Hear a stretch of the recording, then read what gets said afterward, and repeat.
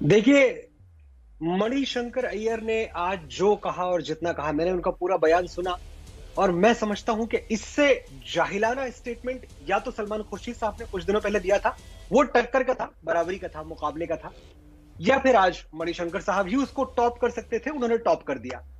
मैं बहुत बेसिक दो चार बातें कह के अपनी बात खत्म करूंगा, बहुत लोग बोलने वाले हैं। रूबिका, ये जो सबसे इंपॉर्टेंट बात कही है इन्होंने कि मुगलों ने कभी हिंदुस्तान पर अत्याचार नहीं किया। मैं न्यूट्रल किताबों की बात करता हूं, छोड़िए जहांगीर ने क्या लिखा, एनसीईआरटी ने क्या लिखा। देश के बाहर का आदमी, अमेरिकन हिस्टोरियन विल डुरांट, बहुत बड़े हिस्टोरियन हैं, हम सब इज्जत से उनका नाम लेते हैं।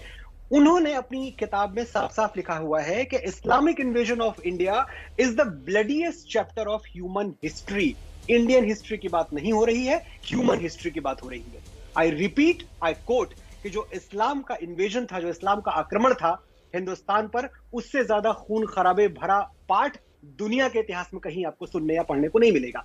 ये डोरांट साहब कहते हैं। रामधारी सिंह दिनकर हम सबके गुरु हैं, हम सबके बहुत बड़े कवि हैं, और जवाहरलाल नेहरू ही उनको राज्यसभा में लेके आए थे चुन के। दिनकर ने एक बात क्लियरली अपनी किताब में लिखी थी, संस्कृति के 4 अध्याय में, तीसरे अध्याय में लिखा था, मैं कोट कर रहा हूं, कि भारत में मुसलमानों का अत्याचार इतना भयानक रहा है कि सारे संसार के इतिहास में उसका कोई जोड़ नहीं है।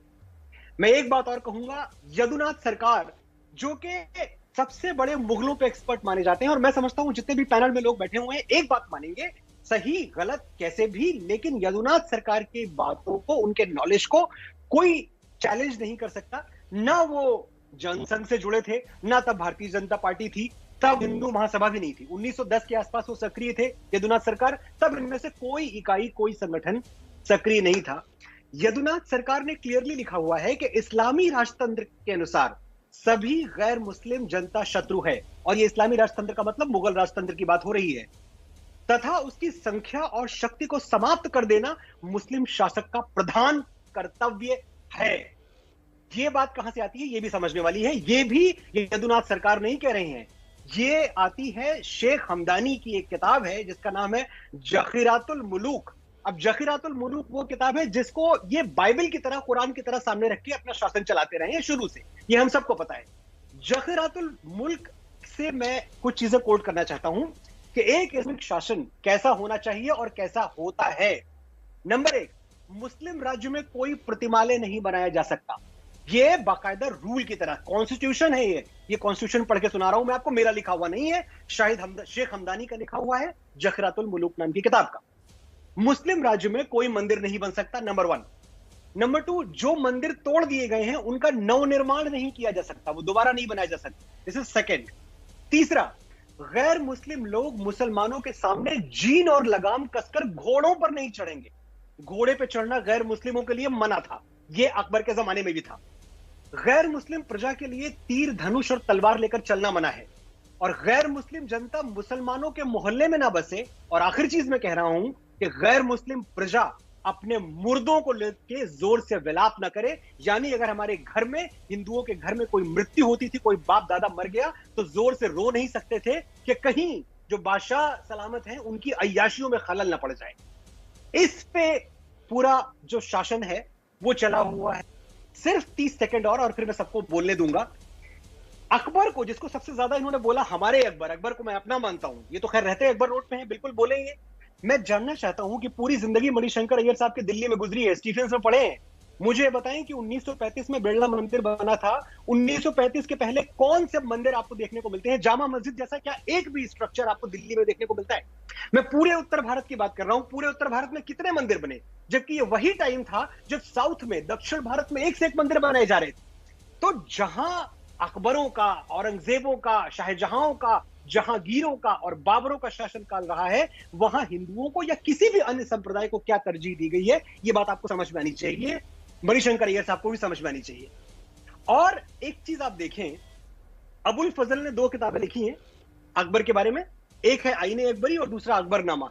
अकबरनामा में अबुल फजल साफ साफ लिखते हैं कि जितना प्रचार साम दाम दंड भेद तरीके से अकबर ने किया है इस्लाम का, उतना बाकी कोई और मुगल नहीं कर पाया। अब अकबर का नाम आने पे मेरा खून क्यों खौलता है? क्यों मैंने बार बार अकबर को ग्लोरीफाइड डकैत बोला, और इसके बदले में मुझे पूरी जमात, जो इनमें से कुछ लोग यहां भी बैठे हैं, इन लोगों ने मेरे ऊपर आक्रमण कर दिया? मैं एक बात समझ नहीं पाता और मैं समझना चाहता हूं कि हल्दी घाटी से तकरीबन 9 साल पहले की बात है जब चित्तौड़ पे आक्रमण किया था अकबर ने। चित्तौड़ के आक्रमण का जो सबसे काला पन्ना है वो ये है कि 300 छत्राणियों ने जौहर किया अकबर की आंखों के सामने।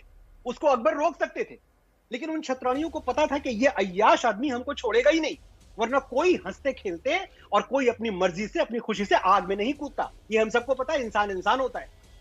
चित्तौड़ का किला जीतने के बाद अकबर ने 30,000 सिविलियंस को स्लॉटर किया, मौत के घाट उतारा है। सिविलियन बात कर रहा हूं मैं, निहत्थे लोग। ये हाथ में तलवार लिए हुए थे, ना तीर लिए हुए थे, ना किसी तरह का शस्त्र लिए हुए थे। क्यों मारा इनको? इनको इसलिए मारा क्योंकि ये लोग मुसलमान नहीं थे, एक खास तबके से ताल्लुक रखते थे। और अगर फिर भी आपको लग रहा हो कि ये तो मनोज मुंतशिर की मनगढ़ंत बातें हैं, बनी बनाई बातें हैं, तो मैं सिर्फ एक बार वो आपको पढ़ के सुनाना चाहता हूं जो फतेहनामा चित्तौड़ अकबर ने जारी किया था। चित्तौड़ से निकलने के बाद अकबर ने जारी किया था, मनोज मुंतशिर ने नहीं किया था। क्या लिखा था अकबर ने उसमें, आप सुने।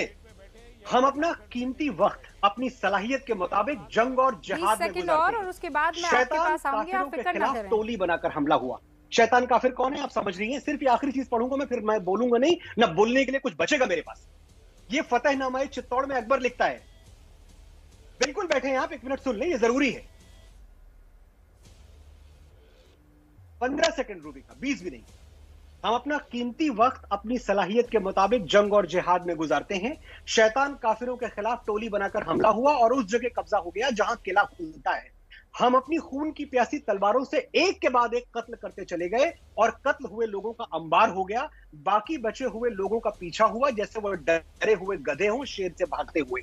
ये फतेहनामा चित्तौड़ में अकबर ने खुद लिखा है और ये बात हो रही है सिविलियंस की। ऐसे आदमी को आप मेरा बादशाह बनाएंगे, ऐसे आदमी को आप ये बताएंगे कि ये तो मसीहा था हिंदुस्तान का, मैं मानने से इनकार करता हूं। और इतनी बातें हैं, ये जो शाहजहां का ताजमहल के आगे आप जाके सर झुकाते हैं, मोहब्बत की निशानी मानते हैं, उसी शाहजहां के शुरुआत के 5-1 मिनट जो है लोग भुखमरी से मरे थे आपको देने वाली हूं।